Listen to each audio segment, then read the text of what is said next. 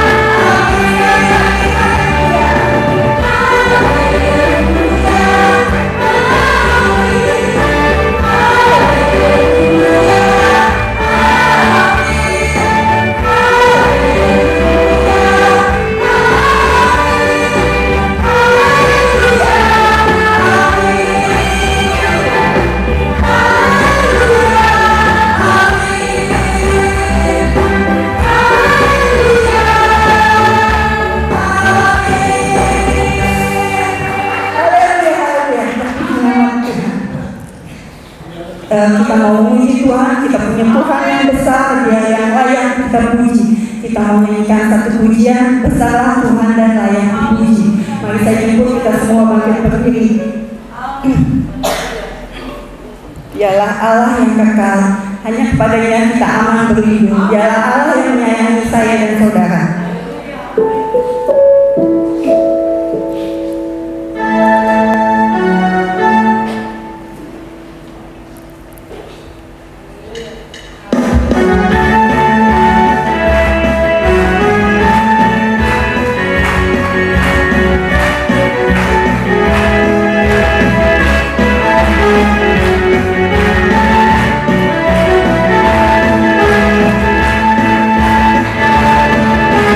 Besarlah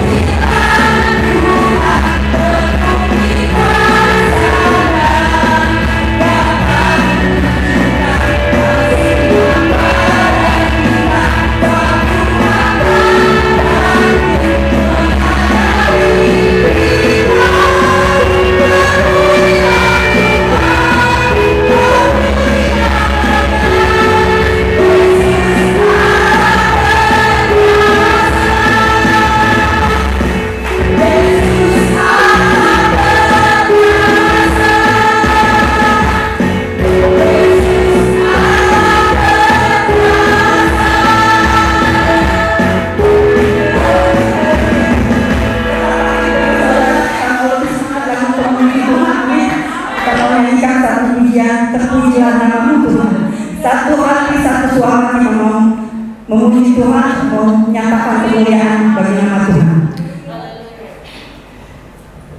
Haleluya.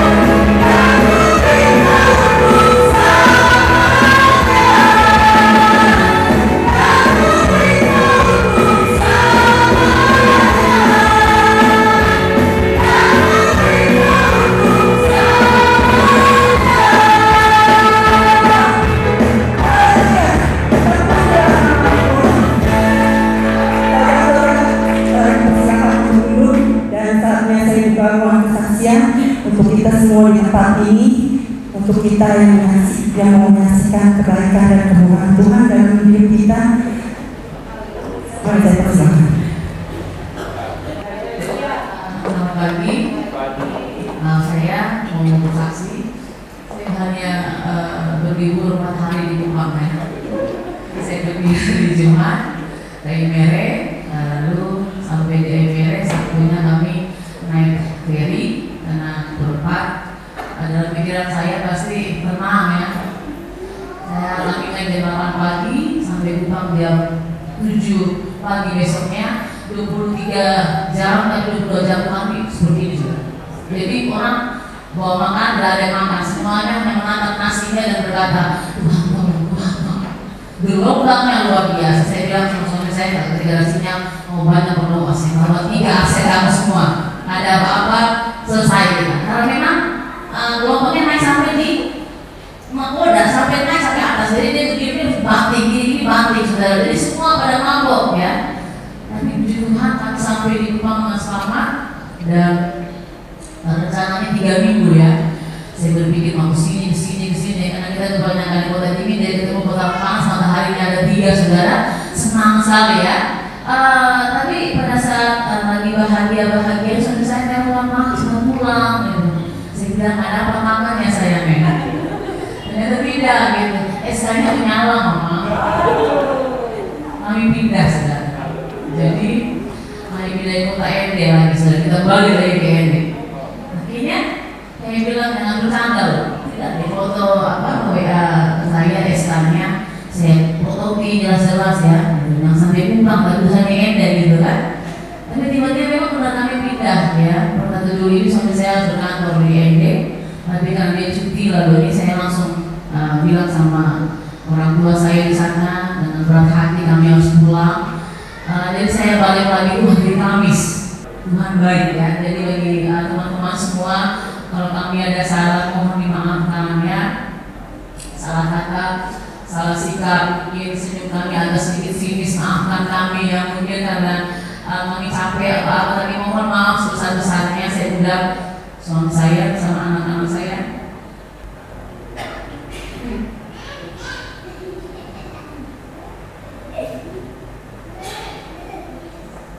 Kami hampir 3 tahun di sini, saudara. Di sini tanggal 8 September 2021 dan kami harus pamit 2024. Ya. Terima kasih untuk saudara. Sayang saudara kami sekeluarga. Saudara tetap di hati kami, doakan kami supaya kami sehat. Ya. Lalu kita akan ketemu lagi mungkin di Sulteng, tapi kita percaya bahwa ikatan kita dalam Tuhan akan kuat seperti surga. Doakan kami dan terima kasih teman-teman ke teman-teman gereja. Kita satu kelompok kami pada Selasa dan tidak ada lagi di kelompok itu, tapi saya bersyukur bahwa 3 tahun kurang itu sesuatu yang hebat buat kami. Kami punya keluarga yang baru, punya teman-teman gereja yang baru dan kami harus berpisah. Tapi inilah nasib kami ya. Setiap kali kami sudah mulai nyaman, pasti SK itu datang gitu saudara. Tadi saya bilang bahwa kepada suami saya bersyukur bahwa tempat yang baru kita punya saudara yang baru. Mungkin besok bersama saya akan nyasar dulu, tapi kita tidak perlu cerita. Tadi saudara kita punya saudara di sini yang pernah ada beberapa tahun pagi ini dan saudara tetap sayangi kami, doakan kami, dukung kami. Dan tidak percaya bahwa pertemuan ini adalah pertemuan terakhir. Karena saat kita bertemu lagi dan sekali keluarga mengucapkan terima kasih buat semua kebaikan saudara buat kami sekeluarga. Dan mungkin mau ngomong soal juga. Baik, shalom bagi saudara, puji Tuhan, luar biasa memang seperti itu. Tapi sebenarnya muda itu masih belum karena kenapa? Karena rumah kami di Pekanbaru, jadi pasti mampir di sini. Bapak Ibu semua, dan saya bersyukur bahwa ini memang kemarin memang ada sedikit ini, jadi seharusnya saya ada di tempat lain, tapi karena manajemen bukan saya yang di sana untuk memperbaiki segala sesuatu di sana, memang bagi dari sisi bisnis ada yang saya butuhkan di sana. Saya percaya bahwa ini bagian dari rencana Tuhan yang luar biasa, sehingga ya kita ikut ya mengalir. Jadi waktu awal saya masuk di Bank BRI ini memang saya tidak pernah menggunakan manusia. Bahkan saya dekat dengan orang bersatu tidak sepakat apapun, saya minta untuk harus di sini, karena saya tahu bahwa kalau Tuhan yang tempatkan itu berarti tepat. Karena kalau saya pakai kekuatan saya ada pengalaman bahwa saya itu ya seperti itu dipaksakan ke sana, ternyata di sana bersama-sama. Dan saya bersyukur bahwa ini tidak kebetulan, ini merupakan doa dari Bapak Bupala dan Bangga yang luar biasa, karena kalau Tuhan yang buat itu mulai terbaik. Jadi kenapa tetap pintu gereja ini terbuka bagi kami, karena memang saya tidak mau pamit bakal keluar dari grup, karena saya pasti akan kesini lagi. Jadi Bapak Ibu saudara-saudara tidak perlu bersedih, karena sudah pasti bahwa kerinduan saya mungkin ya dalam perkenan Tuhan akan kembali dengan posisi yang berbeda. Dan itu saya yakini tetap saya akan di sini, dan Bapak Pelajar juga tempat kami, di sini juga tempat kami, karena hati sudah menetap. Karena hari di sini, hari-harinya di dekat rumah, jadi luar biasa. Nah ini yang saya mau berterima kasih pada Bapak Gembala, Ibu Gembala, bahkan semua jemaat ya. Setiap hari Selasa itu kami setia ya. Walaupun sesibuk apapun saya, disuruh oleh pimpinan izinkan saya untuk 1-2 jam saya ibadah dulu, dan itu memang luar biasa.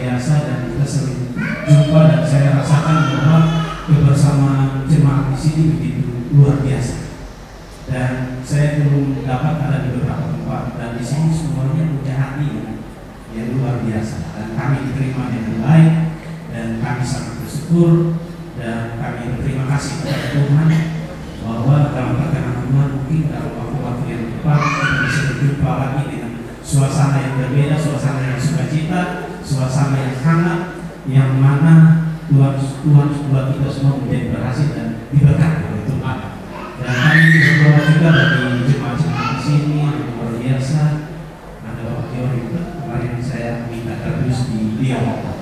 Jadi beliau kasih saya kardus, jadi yang saya sampaikan oleh Ibu, yaitu kami mungkin ada hal-hal yang tidak terlalu penting kami taruh di kardus itu. Jadi sepanjang nanti sampai pensiun ini kami akan mengembara ke sana kemari. Kurang lebih kalau Tuhan kasih kesehatan itu kurang lebih ada 13 tahun, jadi mungkin harus dilalui sekitar 7 atau 8 tahun lagi. Tapi adalah perkenanan Tuhan. Tapi apakah mungkin ikut saya tidak tahu, terserah Tuhan. Jadi mungkin itu saja. Terima kasih buat teman-teman Bung Joko. Terima kasih semuanya. Terima kasih buat semuanya. Doa kami kiranya menyertai dan kami butuh doa, dan mungkin tetap bersilaturahmi. Ada hal-hal yang bisa kami bantu, bisa kami kontak supaya kami juga bisa ini melayani dalam bentuk apa bantuan saya apa buat kami itu. Mungkin itu saja. Terima kasih. Shalom. Tuhan Yesus berkati. Terima kasih untuk kesaksian dari Bapak Keluarga Ulhi dan Ibu Romi dan kebersamaannya selama ini sama kita beribadah. Satu hal yang kita yakini bagi kita orang percaya kemanapun kita berada, permintaan Tuhan tidak akan pernah berkesudahan. Mari kita mau persiapkan hati kita untuk kita menerima kebenaran firman Tuhan. Kita mau menyembah Tuhan lebih lagi, kita masuk ke dalam hadirat Tuhan. Kita mau menyanyikan satu pujian, Yesus padamu ku berseru. Hanya Engkau Tuhan penolong kami, hanya Engkaulah Tuhan penyelamat kami. Hanya padamu lah kami berseru dan memohon. Biarlah mulut kami selalu memuji-muji dan memuliakan.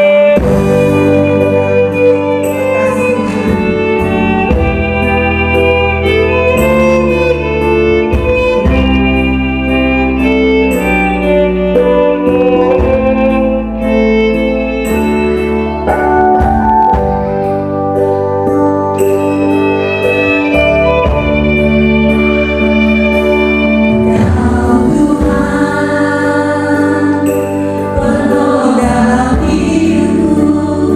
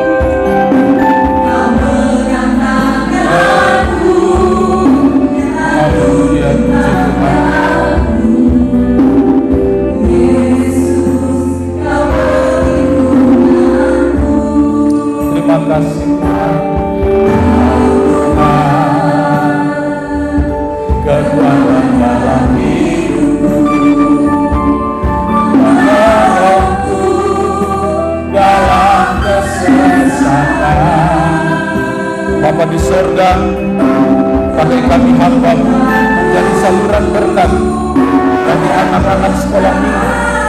Biarlah berkat Tuhan ini tetap dalam hidup mereka hari ini bahkan sampai selamanya. Dalam nama Yesus, haleluya.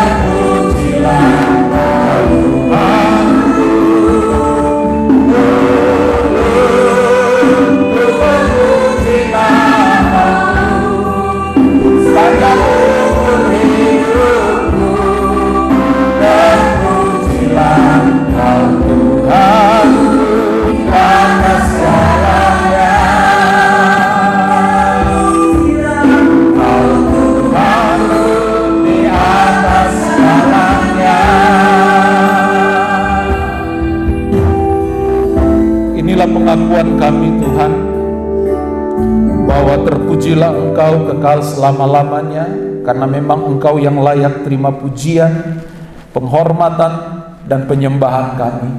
Dan ini pun kehidupan kami Tuhan, tubuh, jiwa dan roh kami bawa sebagai korban persembahan yang hidup, yang kudus dan yang layak bagi Tuhan. Tuhan berkati kami dalam kebenaran firman Tuhan. Roh Kudus berkarya, singkapkan apa isi hati Tuhan bagi kami, dan kami mau menurutinya. Kami mau hidup menyenangkan Tuhan sampai selama-lamanya. Tuhan yang lebih tahu apa yang menjadi doa dan pergumulan kami, dan Tuhan mampu menjawabnya. Tuhan mampu menyediakan yang terbaik dalam setiap kehidupan kami. Dan saatnya Tuhan, semua kami yang hadir, yang ada dalam ibadah pagi hari ini, siap untuk dengar, siap terima, dan mau melakukan kebenaran firman Tuhan. Dan hamba tunduk di bawah otoritas kuasa-Mu. Roh Kudus berkarya, di dalam nama Yesus kami berdoa. Haleluya, amin. Saya percaya bahwa pagi hari ini setiap kita ada dalam keadaan yang baik dan diberkati Tuhan. Setuju nggak dengan saya? Yang setuju beri sorak-sorai bagi Tuhan. Paling indah, paling meriah. Bapak Ibu jemaat yang diberkati, saya sudah siapkan satu tema untuk kita bahas pagi hari ini. Saya beri judul khotbah saya pagi hari ini, tanda-tanda kedatangan Tuhan Yesus kali yang kedua. Kita bicara tentang kedatangan Tuhan, kita bicara tentang eskatologi, maka ini menjadi suatu topik, ini menjadi suatu bahan atau tema yang hangat sepanjang abad, karena berbicara tentang bagaimana persiapan gereja, bagaimana persiapan saudara dan saya menanti kedatangan Kristus kali yang kedua. Kalau kita bicara tanda-tanda, Yesus sudah membeberkan banyak hal terkait dengan tanda-tanda kedatangannya. Dan harap dipisahkan, Yesus tidak pernah berbicara tentang waktu dan saat kedatangannya. Tanda dan waktu itu berbeda. Itu sebabnya Yesus katakan bahwa tidak ada seorang pun yang tahu waktu dan saat kedatangan Yesus kali kedua selain Bapa di sorga. Tetapi soal tanda-tanda, nah ini banyak dibeberkan dalam kebenaran firman Tuhan. Bapak Ibu jemaat yang diberkati, kalau kita bicara tentang eskatologi atau ilmu yang mempelajari tentang sesuatu yang akan terjadi pada akhir dunia ini. Sebuah ilmu yang menekankan, memfokuskan apa dan bagaimana yang terjadi dengan akhir dunia dan akhir dari kehidupan manusia. Jemaat yang diberkati Tuhan, terkadang kalau kita bicara kedatangan Tuhan, sebagian orang menjadi was-was dan merasa suatu kegentaran dan ketakutan ketika sudah berbicara tentang apa dan bagaimana yang terjadi menjelang kedatangan Tuhan. Karena memang digambarkan di dalam kitab Wahyu, dalam surat-surat Rasul Paulus, bahwa kondisi dunia akan mengalami suatu gejolak yang luar biasa menjelang kedatangan Tuhan. Sehingga banyak jemaat atau orang Kristen terkadang enggan untuk mempersoalkan ini, karena telah membayangkan apa yang akan terjadi dengan dunia ini pada akhir atau sebelum kedatangan Tuhan. Nah, tentu hal-hal seperti ini, perasaan-perasaan khawatir dan takut dan lain sebagainya, mesti tidak perlu timbul dalam kehidupan kita. Kenapa saya katakan demikian? Karena kalau kita bicara tentang kedatangan Tuhan, berbicara tentang seperti apa akhir dunia, itu jelas digambarkan di dalam kitab Wahyu. Tetapi kitab Wahyu sendiri bukanlah kitab yang bergenre atau berjenis atau bernuansa horor. Tidak ada nuansa itu. Bahkan kalau kita perhatikan misalnya ya, dalam kitab Wahyu pasal pertama ayatnya yang ketiga, apa yang Alkitab catat di sana? Apa yang Alkitab katakan di sana terkait dengan hal-hal yang tertuang yang dilihat oleh Yohanes di Pulau Patmos menjelang kedatangan Tuhan Yesus? Yohanes memulai surat atau kitab ini dengan kata-kata demikian: berbahagialah. Amin. Jadi kitab Wahyu adalah kitab yang memuat kebahagiaan dalam setiap kehidupan kita yang percaya di dalam Kristus. Kitab Wahyu tidak dimulai dengan takutlah engkau, tidak ada, atau khawatirlah engkau, tidak ada. Tapi kitab Wahyu dimulai dengan satu kalimat dalam ayat 3 ini: berbahagialah ia yang membacakan dan mereka yang mendengarkan kata-kata nubuat ini. Jadi kitab Wahyu adalah suatu kitab yang berbicara tentang kebahagiaan. Bagi kita yang membaca saja sudah diberkati oleh Tuhan. Alkitab katakan berbahagialah ia yang membacakan dan mereka yang mendengar. Saya yang membacakan diberkati, saudara yang mendengar pun diberkati oleh Tuhan. Jadi kitab Wahyu bukanlah kitab horor, bukan kitab yang menakut-nakuti setiap orang Kristen. Kitab Wahyu bukanlah kitab yang membuat kita rasa cemas, takut dan gentar menghadapi akhir zaman. Dan kalimat berikut dikatakan, berbahagialah ia yang membacakan dan yang merenung, yang mendengarkan kata-kata nubuatan ini, dan yang menuruti apa yang tertulis dalam kitab ini, sebab waktunya sudah dekat.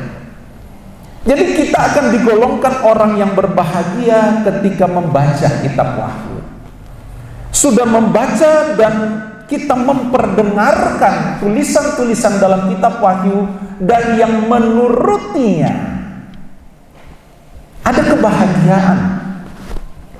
Kalau dalam versi terjemahan lain, versi firman Allah yang hidup, ayat ini berbunyi demikian: bila saudara-saudara membacakan nubuat ini di hadapan jemaat, Nah, saya sedang membacakan kitab Wahyu ini di hadapan saudara. Saudara akan mendapat berkat istimewa. Boleh katakan amin? Ya. Dalam seluruh terjemahan Alkitab, ketika berbicara tentang berkat, itu berkat pada umumnya. Tetapi soal kitab Wahyu, Alkitab katakan ada berkat istimewa di dalamnya. Boleh katakan amin? Ya. Luar biasa kitab ini. Saudara akan mendapat berkat istimewa dari Tuhan. Orang-orang yang mendengarkannya ketika dibacakan dan melakukan apa yang dikatakan di dalamnya juga akan diberkati. Karena sudah hampir tiba saat semua perkara ini digenapi. Jadi Bapak Ibu jemaat yang diberkati Tuhan, ketika kita bicara eskatologi, bicara kedatangan Tuhan, semestinya kita harus bersukacita hari ini. Kita harus bergembira karena kita memperoleh berkat istimewa dari Tuhan. Saudara siap terima berkat istimewa? Saya pun sangat siap hari ini. Yang siap, ayo kita beri sorak-sorai bagi Tuhan. Yes, saya siap terima berkat istimewa. Nah Bapak Ibu jemaat yang diberkati, sekali lagi, tidak pernah dalam Alkitab, dan Yesus sendiri berkata bahwa soal waktu, soal tanggal, soal tahun, atau soal bulan, soal detik dan menit, tidak ada seorang pun yang tahu. Tidak ada seorang pun yang tahu, hanya Bapa di sorga yang tahu kapan dan waktu Kristus kembali untuk yang kedua kali di dunia ini.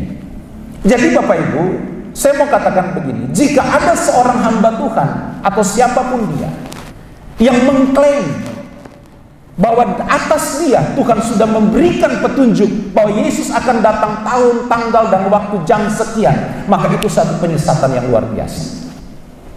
Kenapa? Karena Yesus, karena Bapa tidak mungkin mengubah kebenaran firman Tuhan ini.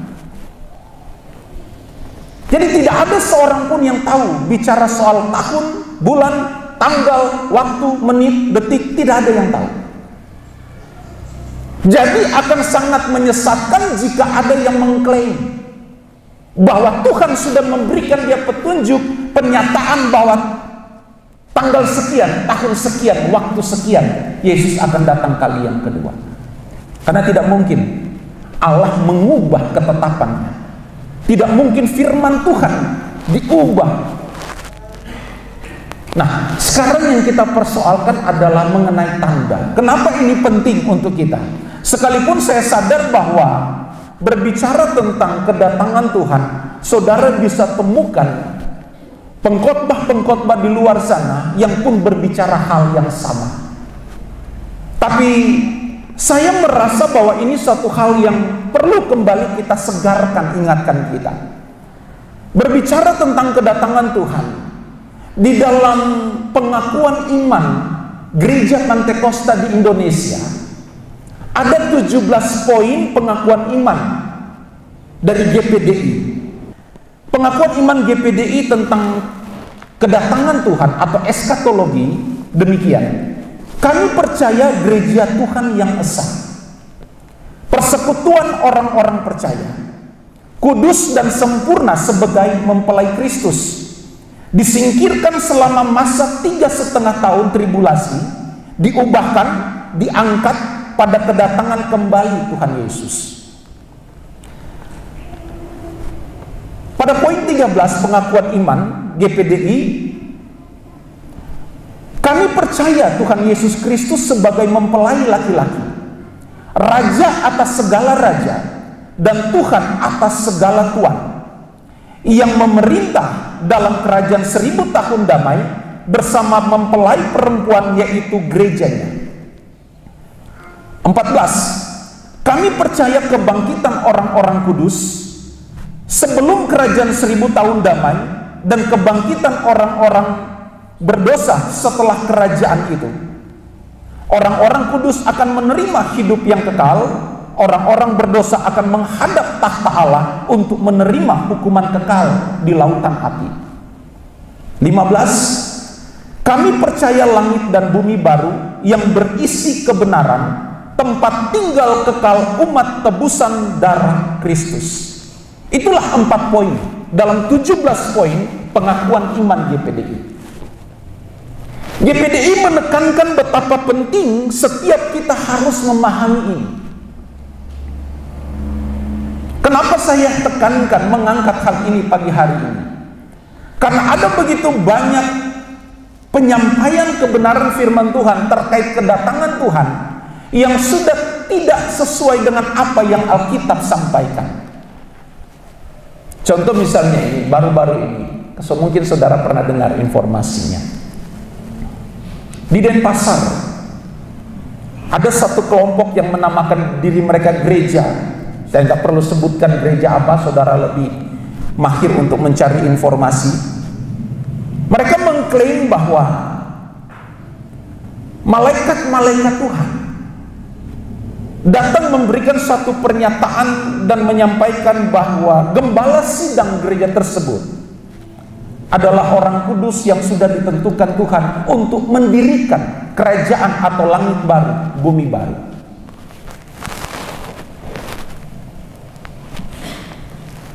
Dan ini ada di hadapan kita, fakta-fakta seperti Anda di hadapan kita. Belum lagi pengajaran-pengajaran yang lain tentang kedatangan Tuhan. Bapak Ibu jemaat yang diberkati, kedatangan Tuhan kali yang kedua mestinya menjadi satu bahan yang penting untuk kita persoalkan hari-hari ini.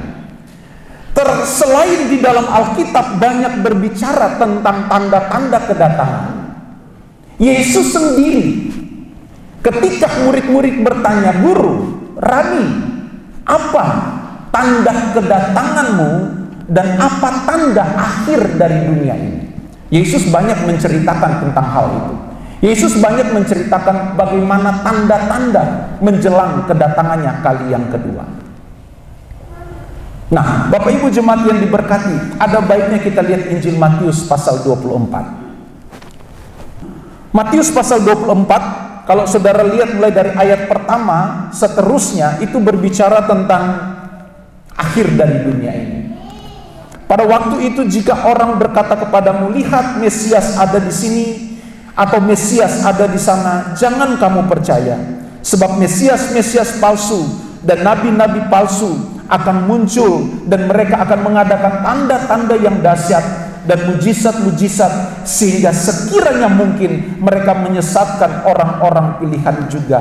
Camkanlah, aku sudah mengatakannya terlebih dahulu kepadamu. Jadi apabila orang berkata kepadamu, "Lihat, ia ada di padang gurun," janganlah kamu pergi ke situ, atau "Lihat, ia ada di bilik," janganlah kamu percaya. Sebab sama seperti kilat memancar dari sebelah timur dan melontarkan cahayanya sampai ke barat, demikian pula lah kelak kedatangan Anak Manusia. Di mana ada bangkai, di situ burung nasar berkerumun. PR bagi kita semua untuk baca seterusnya pasal 24 kalau bisa dari ayat pertama sampai selesai. Singkatnya begini Bapak Ibu. Tanda kedatangan Tuhan, Yesus menjelaskan yang pertama, akan terjadi penyesatan. Kalau penyesatan terjadi hanya secara lokal, seperti di Denpasar itu kan hanya lokal, terjadi di gereja mereka. Tapi ini nanti kedatangan Tuhan, penyesatan akan terjadi secara global, menyeluruh di seluruh dunia. Kalau penyesatan sudah terjadi secara global, menyeluruh hampir di seluruh dunia, maka itu dapat dipastikan kedatangan Tuhan sudah sangat dekat. Kalau hanya terjadi secara lokal di gereja A, gereja B, di Indonesia, di Sumatera misalnya, di Bali misalnya, atau di mana, hanya terjadi secara lokal, ini belum ada apa-apanya. Tetapi semua ini sedang menuju pada satu penggenapan, yaitu penyesatan secara global atau penyesatan secara besar-besaran. Terkait dengan penyataan gereja tadi yang saya sebutkan di Denpasar, mereka mengklaim sehingga beberapa waktu lalu mereka buat suatu festival malaikat. Mereka merayakan bagaimana penyataan Allah melalui malaikat-malaikat dinyatakan atas mereka. Oke, Seandainya itu benar adanya, maka kita harus selidiki firman Tuhan. Apa fungsi, apa pekerjaan malaikat? Nah, tentu ini akan memakan waktu yang panjang. Tetapi begini Bapak Ibu jemaat yang diberkati, bahwa penyesatan di akhir zaman akan terus bertambah, progresif. Penyesatan akan terus meningkat. Maka dari itu, sebagai orang-orang Kristen yang hidup di akhir zaman, ini menjadi suatu pergumulan saudara dan saya. Bagaimana agar supaya terhindar dari penyesatan itu? Jadi hal ini perlu kita persoalkan hari ini. Karena inilah tanda-tanda mengenai atau berbicara tentang kedatangan Tuhan kali yang kedua. Penyesatan akan marak terjadi di banyak tempat. Penyesatan akan begitu masif, akan bertambah-tambah dari hari ke hari. Nah, kalau kita tidak memperlengkapi hidup kita dengan kebenaran yang murni, kebenaran yang benar, maka akan sangat mudah kita mengikuti pengajaran-pengajaran yang tidak alkitabiah. Saudara pernah nggak mendengar orang bersaksi seperti ini? Bahwa dia satu kali saat dibawa Tuhan. Dibawa Tuhan untuk melihat sorga dan neraka. Pernah saudara dengar kesaksian seperti itu? Ada orang yang dibawa Tuhan, entah dia mati dulu, karena ada orang katakan ketika dia mati, rohnya itu dibawa oleh Tuhan. Bawa ke sorga, melihat apa yang ada di sorga. Bawa ke neraka, melihat apa yang terjadi di neraka. Dan ketika dibawa Tuhan ke neraka, orang ini melihat bahwa di neraka itu banyak orang disiksa. Setan menyiksa orang-orang di neraka. Pernah saudara dengar? Bapak Ibu, jika mendengar kesaksian seperti ini, sepertinya tidak ada yang salah di sana. Tapi mari coba kita persoalkan secara detail, secara baik dan benar. Soal neraka. Saya tanya, neraka itu ada atau tidak? Yang setuju ada? Ada, amin. Saya pun setuju ada. Pertanyaan berikutnya, saat ini ada apa di neraka? Saat ini, sekarang, neraka itu ada kan? Amin, saya setuju. Saat ini, siapa atau ada apa di neraka sekarang ini?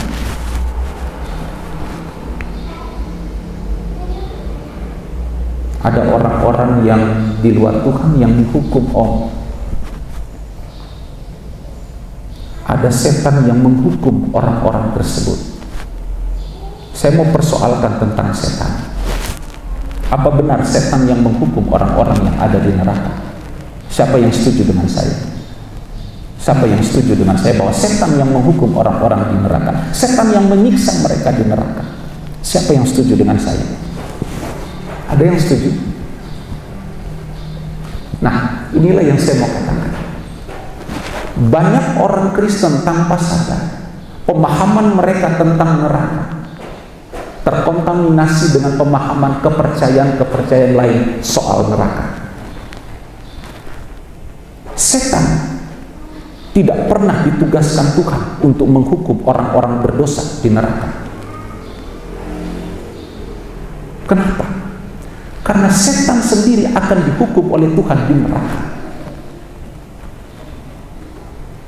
Setan akan diikat selama-lamanya di neraka. Mana mungkin setan menghukum sesama orang yang melakukan kejahatan?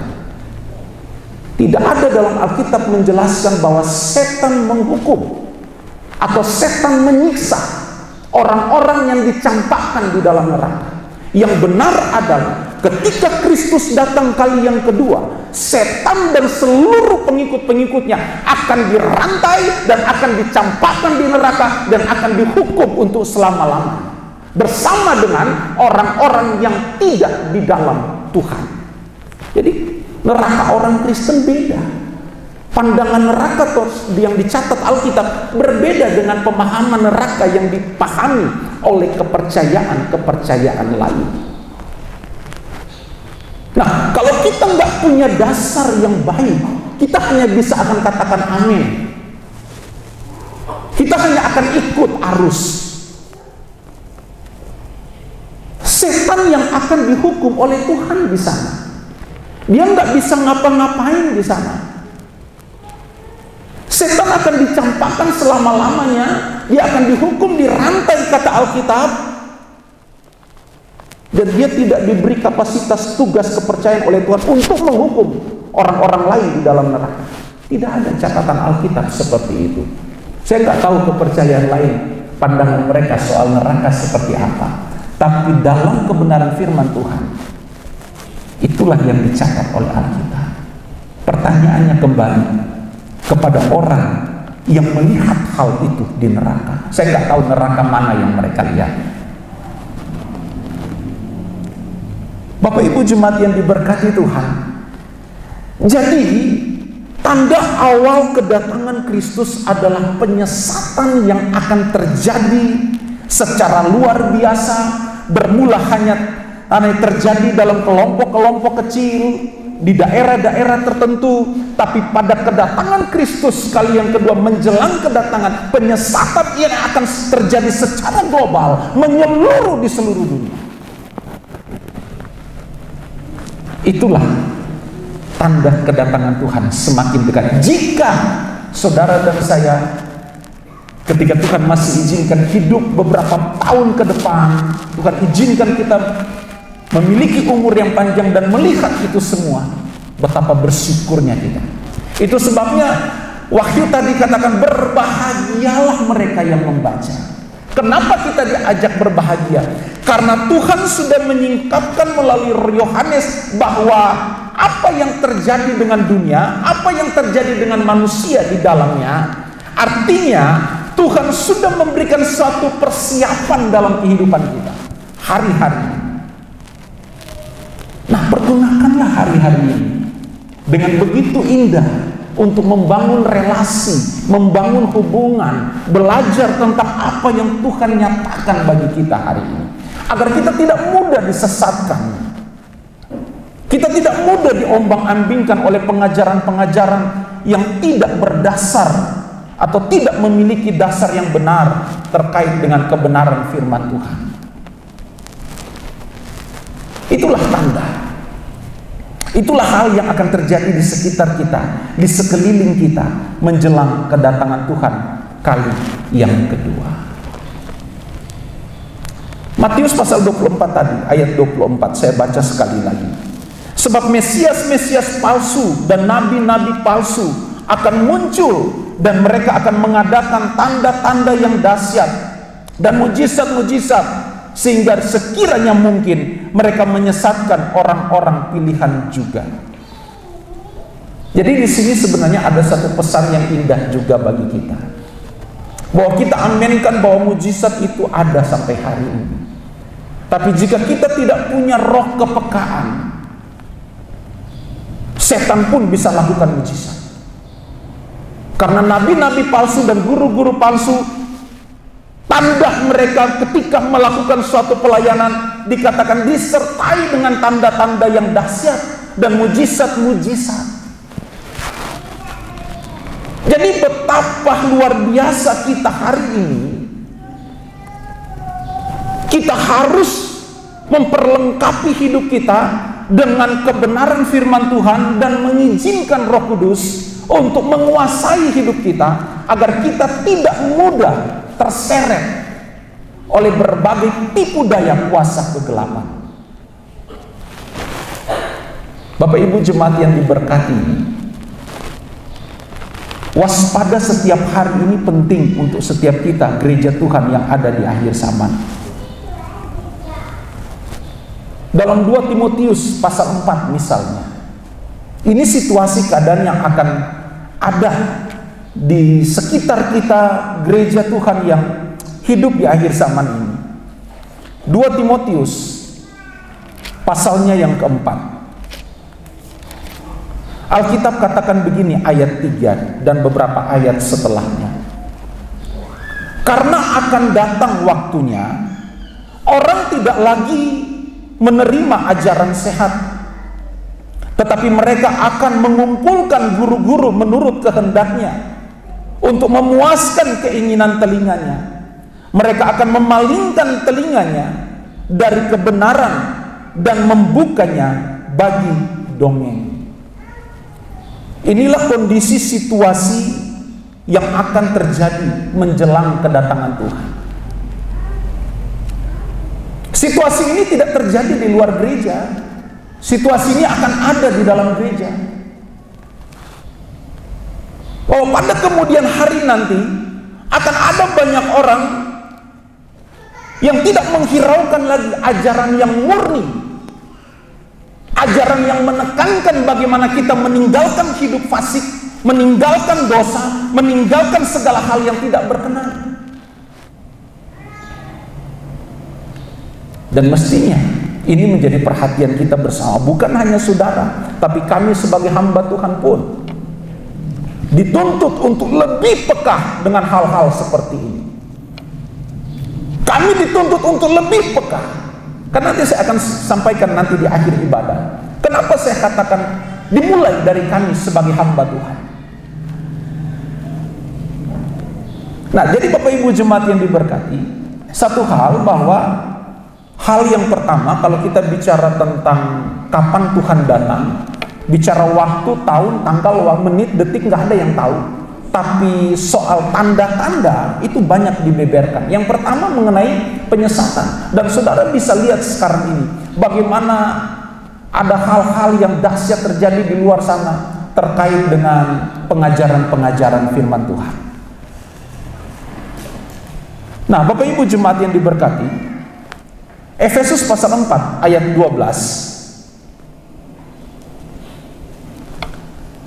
dan beberapa ayat setelahnya, Alkitab katakan begini: untuk memperlengkapi orang-orang kudus bagi pekerjaan pelayanan, bagi pembangunan tubuh Kristus, sampai kita semua telah mencapai kesatuan iman dan pengetahuan yang benar tentang anak Allah, kedewasaan penuh dan tingkat pertumbuhan yang sesuai dengan kepenuhan Kristus, sehingga kita bukan lagi anak-anak yang diombang-ambingkan oleh rupa-rupa angin pengajaran, oleh permainan palsu manusia dalam kelicikan mereka yang menyesatkan, tetapi dengan teguh berpegang pada kebenaran, di dalam kasih kita bertumbuh di dalam segala hal ke arah Dia, Kristus yang adalah kepala. Jadi jemaat dan kami sama-sama masuk dalam ayat ini, di mana kita harus memperlengkapi hidup kita dengan pengajaran-pengajaran yang benar, pengajaran-pengajaran yang murni dari Alkitab. Karena banyak penyesatan terjadi di luar sana. Contoh tadi, banyak orang bersaksi dengan bangganya di gereja, bahkan menulis buku. Saya punya bukunya. Bagaimana penglihatan yang tadi saya gambarkan, iblis menyiksa orang-orang yang ada di neraka. Padahal itu adalah tempat di mana iblis akan dihukum dan tidak berbuat apa-apa selain mendapat penghukuman yang kekal dari Tuhan. Nah, bukankah ini suatu penyesatan? Nah, kalau kita nggak mengerti, akan kita hanya katakan amin, puji Tuhan. Bapak Ibu jemaat yang diberkati Tuhan, jadi untuk terhindar dari hal-hal demikian, maka kita baik jemaat maupun kami memperlengkapi diri dengan kebenaran yang benar-benar murni dan benar. Nah, tentu ini memerlukan upaya yang maksimal, memerlukan semangat yang harus terus kita bangun dalam mau belajar kebenaran firman Tuhan, dalam mau terus mengerti akan kebenaran firman Tuhan. Akan sangat disayangkan saudara pulang di rumah, saudara tidak dapat apa-apa. Yang perlu adalah bagaimana saudara mendapatkan rema, mendapatkan berkat dari setiap penyataan-penyataan firman Tuhan yang kita dengar hari-hari ini. Jadi jemaat yang diberkati Tuhan, Ini satu hal yang indah kalau kita mau bahas hari ini. Yang berikut, apa tanda penyesatan, apa tanda kedatangan Tuhan kali yang kedua? Nah, ini mungkin terkait dengan sejarah bangsa Israel. Bapak Ibu jemaat yang diberkati Tuhan, sejak di zaman Musa, kalau saudara perhatikan di dalam Ulangan pasal 28 ayat 64 misalnya, Alkitab katakan begini, Tuhan akan menyerahkan engkau di sini adalah bangsa Israel, Tuhan akan menyerahkan engkau ke antara segala bangsa, dan dari ujung bumi ke ujung bumi, di sanalah engkau akan beribadah kepada Allah lain yang tidak dikenal olehmu ataupun oleh nenek moyangmu, yakni kepada kayu dan batu. Saudara bisa baca di rumah keseluruhan pasal ini. Saya hanya coba menyingkat waktu. Saya mau masuk kepada intinya begini. Tanda-tanda menjelang kedatangan Tuhan kali yang kedua adalah Israel akan dikumpulkan kembali.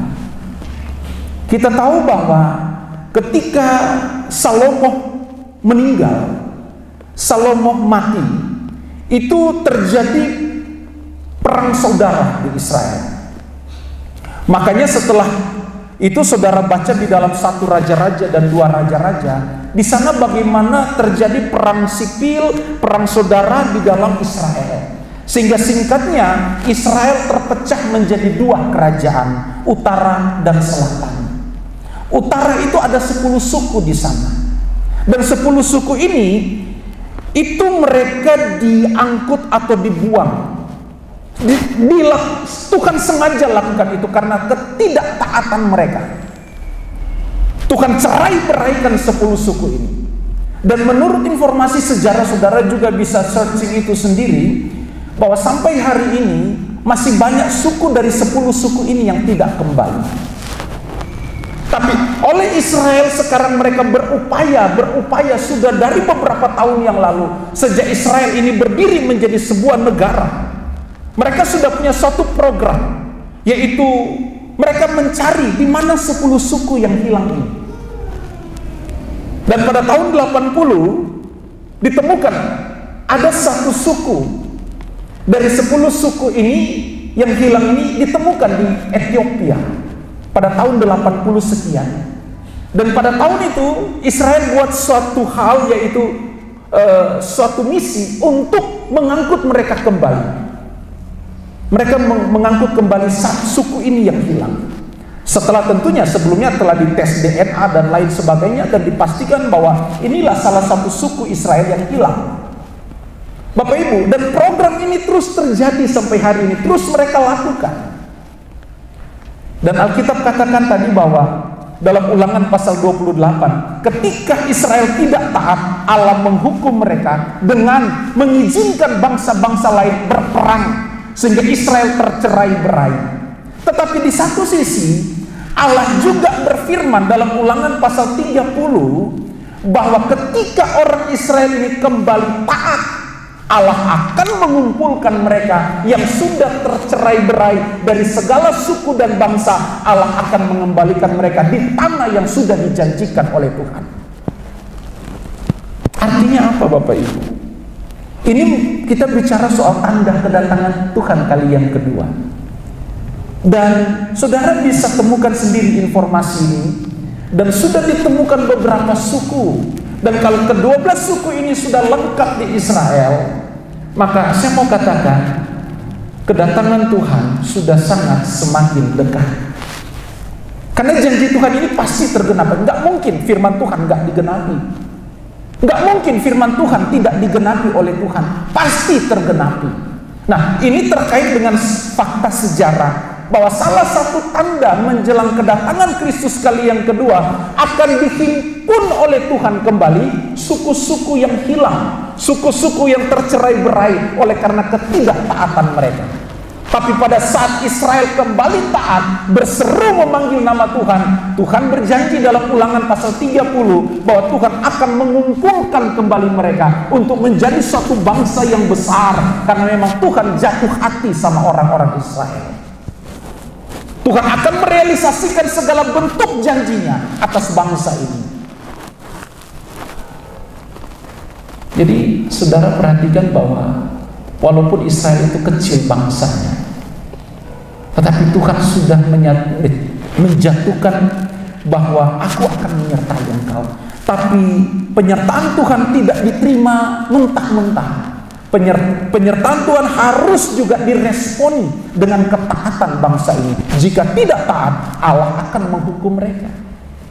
Bapak Ibu jemaat yang diberkati, yang berikut, tanda yang berikut, saya coba untuk menyelesaikan topik ini. Tanda yang berikut Bapak Ibu, dalam 2 Timotius pasalnya yang ketiga. Sayang kita dibatasi oleh waktu, sehingga ada banyak hal yang coba saya lewati, tetapi tidak mengurangi apa yang ingin saya sampaikan. 2 Timotius pasalnya yang ketiga. Alkitab katakan demikian bagi kita semua. Ayat pertama, ketahuilah bahwa pada hari-hari terakhir akan datang masa yang sukar. Saya mau persoalkan dulu begini, sejak kapan akhir zaman itu? Sejak kapan akhir zaman itu dimulai? Sejak kapan perhitungan akhir zaman itu dimulai di dalam Alkitab? Sejak kapan? Sejak pencurahan Roh Kudus di kamar loteng Yerusalem, itulah dimulai hari-hari terakhir. Sehingga dalam kitab Yoel ada suatu nubuatan, pada hari terakhir aku akan mencurahkan rohku atas umat-umatku. Nah, itu digenapi di saat hari Pantekosta di kamar loteng Yerusalem dalam Kisah Para Rasul, di mana digambarkan Roh Kudus dicurahkan. Sejak itu gereja masuk tahap akhir zaman. Nah, jadi kita jangan berpikir bahwa akhir zaman ini nanti kemudian. Kita sedang ada di akhir zaman. Kita sedang masuk dalam periode akhir zaman. Jadi jangan kita berpikir akhir zaman masih jauh.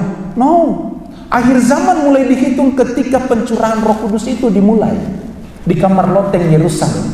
Roh Kudus sebagai tanda di mana gereja hidup dalam gereja kasih karunia dan sekaligus masuk di akhir zaman, pada zaman akhir. Artinya bahwa tidak ada zaman lain lagi selain zaman yang sedang kita hidupi hari ini. Setelah itu kita nggak tahu rahasia Tuhan seperti apa. Bapak Ibu jemaat yang diberkati, tanda yang berikut yang saya mau sampaikan secara cepat. Ketahuilah bahwa pada hari-hari terakhir akan datang masa yang sukar. Manusia akan mencintai dirinya sendiri dan menjadi hamba uang. Mereka akan membual dan menyombongkan diri. Mereka akan menjadi pemfitnah. Mereka akan berontak terhadap orang tua dan tidak tahu berterima kasih, tidak mempedulikan agama, tidak tahu mengasihi, tidak mau berdamai, suka menjelekkan orang, tidak dapat mengekang diri, garang, tidak suka yang baik, suka mengkhianat, tidak berpikir panjang, berlagak tahu, lebih menuruti hawa nafsu daripada menuruti Allah. Ayat 5, ini yang mengerikan.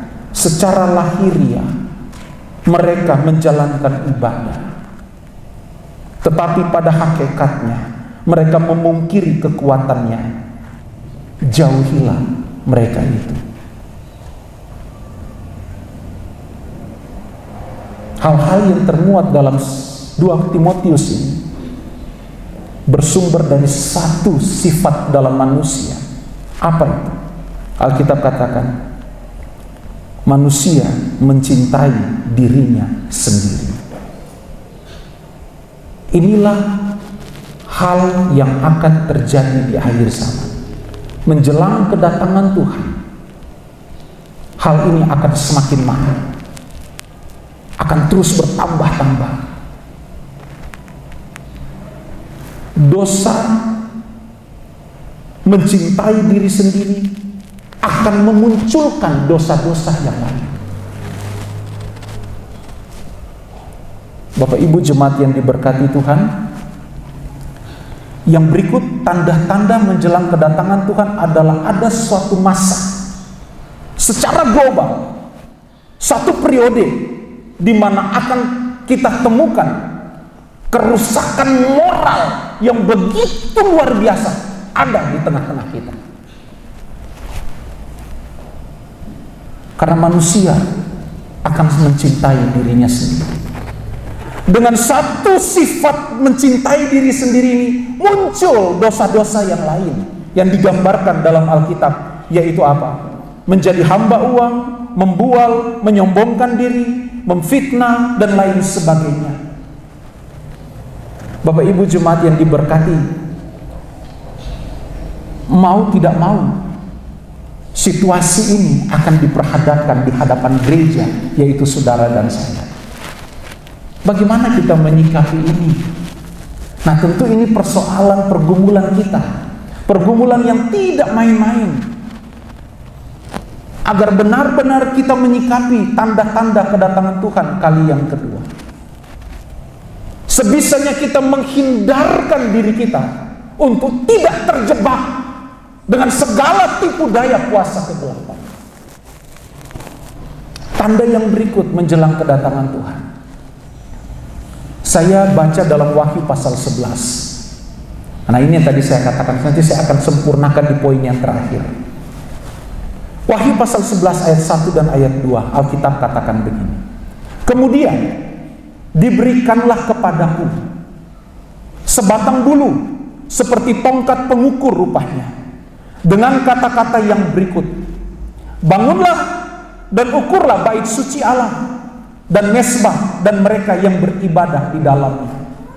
Tetapi kecualikan pelataran bait suci yang di sebelah luar, janganlah engkau mengukurnya, karena ia telah diberikan kepada bangsa-bangsa lain, dan mereka akan menginjak-injak kota suci 42 bulan lamanya, atau sama dengan 3,5 tahun lamanya. Apa yang saya mau pesankan, sampaikan dalam 2 ayat ini. Tanda yang berikut menjelang kedatangan Tuhan kali yang kedua adalah gereja, saudara dan saya akan dimurnikan oleh Tuhan. Gak bisa enggak? Pemurnian ini akan terjadi. Pemurnian dari Tuhan akan melanda gereja Tuhan menjelang kedatangan Tuhan. Ayat yang pertama, di sana dikatakan oleh Yohanes mendengar suara dan mendapat perintah. Yohanes katakan, kemudian diberikan kepadaku suatu bulu seperti tongkat pengukur rupanya. Untuk apa tongkat pengukur ini? Bulu yang seperti tongkat pengukur. Alkitab katakan dengan kata-kata yang berikut: bangunlah dan ukurlah bait suci Allah dan mesbah dan mereka yang beribadah di dalamnya. Tongkat pengukur di zaman itu memiliki fungsi untuk menilai, untuk melihat kadar, untuk melihat kualitas. Dan Alkitab katakan, ukurlah bait suci dan orang-orang yang beribadah di dalamnya. Jika dengan tongkat pengukur dan standar yang sudah ditetapkan Allah, ditemukan orang yang beribadah di dalamnya tidak mencapai standar, maka Alkitab katakan begini. Kalau saudara dengar Yohanes pasal 15 ayat 2, setiap ranting padaku yang tidak berbuah dipotongnya, dan setiap ranting yang berbuah dibersihkannya, supaya ia lebih banyak berbuah. Akan ada pemangkasan di dalam rumah Tuhan, akan ada pemurnian di dalam gereja Tuhan, dan pemurnian ini akan kita hadapi, akan kita alami di akhir zaman ini. Karena inilah ketetapan Tuhan, bahwa orang-orang yang berhak masuk dalam rumah Tuhan, dalam langit baru, bumi baru, adalah orang-orang yang kedapatan kualitasnya sama seperti kualitas yang sudah ditetapkan oleh Tuhan sendiri. Yesus pernah ngomong begini, jika hidup keagamaanmu tidak lebih daripada ahli Taurat, engkau tidak masuk dalam kerajaan Bapa. Inilah standar kehidupan kita, gereja Tuhan di akhir zaman. Harus melebihi standar hidup moral orang-orang ahli Taurat. Kalau kita hanya bersandar hidup sama seperti kebanyakan orang di luar, kita bisa jadi tidak mendapat hak masuk dalam langit baru dan bumi baru. Jadi Bapak Ibu, berikut tandanya adalah gereja akan dimurnikan. Ayat 2, sayangnya waktu sudah mau selesai, saya cepat. Ayat 2, Wahyu pasal 11 tadi. Tetapi kecualikan pelataran bait suci yang di sebelah luar. Janganlah engkau mengukurnya, karena ia telah diberikan kepada bangsa-bangsa lain, dan mereka akan menginjak-injak kota suci 42 bulan lamanya, atau 3,5 tahun. Di sini ada satu pesan begini Bapak Ibu.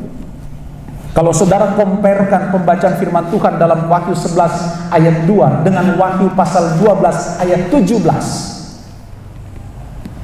bahwa ada masa sengsara 3,5 tahun. Apa yang terjadi dengan masa sengsara itu selama 3,5 tahun? Di dalam masa sengsara 3,5 tahun ini, Antikris akan berkuasa dan menetapkan suatu standar untuk semua manusia mengikuti aturan atau sistem itu. Jika tidak diizinkan untuk berjual beli atau melakukan apapun di dunia ini. Bapak Ibu, singkatnya begini. Dalam Wahyu pasal 11 ayat 2, Tuhan katakan, kecualikan pelataran bait suci. Apa itu? Kita tahu bahwa bait suci itu ada 3 bagian besar: pelataran, ruang kudus, dan ruang maha kudus. Pelataran diizinkan Tuhan orang Israel mempersembahkan korban-korban bakaran di sana. Dan bagaimana jika kita tarik perumpamaan ini, gambaran ini dengan gereja kita akhir zaman? Terkait dengan masa sengsara 3,5 tahun. Kalau saudara baca Wahyu pasal 12 ayat 17, bahwa ketika iblis itu atau naga itu gagal untuk menahan wanita, anak yang sudah dilahirkan oleh wanita ini, dia kembali menyerang, mencari orang-orang yang memiliki kesaksian Kristus yang masih ada di dunia. Itu artinya apa? Bapak Ibu, orang-orang yang memiliki kesaksian Kristus di dunia ini tapi tidak dipenuhkan dengan kuasa Roh Kudus, mereka lah yang masuk di dalam masa aniaya 3,5 tahun. Kalau kita belajar kebenaran firman Tuhan, maka dari itu saya mau katakan begini, bagaimana supaya terhindar dari semua ini? Izinkanlah hidup kita dikuasai oleh Roh Kudus. Izinkanlah hidup kita dipimpin oleh Roh Kudus. Maka dengan pimpinan kuasa Allah melalui Roh Kudusnya, kita pasti akan berjalan dalam kebenaran, lepas kepada kebenaran, masuk kepada kebenaran yang lain. Itu tadi saya katakan, cara Tuhan memurnikan. Tuhan tidak mulai memurnikan dari orang yang di luar gereja, tapi Tuhan akan mulai memurnikan dari dalam gereja. Dan yang paling pertama, kami dulu, hamba Tuhan, gembala, penginjil, guru-guru sekolah Alkitab, guru-guru teologi, mereka lah yang akan diukur pertama kali. Mereka lah yang akan dimurnikan pertama kali. Mereka lah yang akan diuji pertama kali oleh Tuhan. Baru setelah itu masuk kepada pelataran.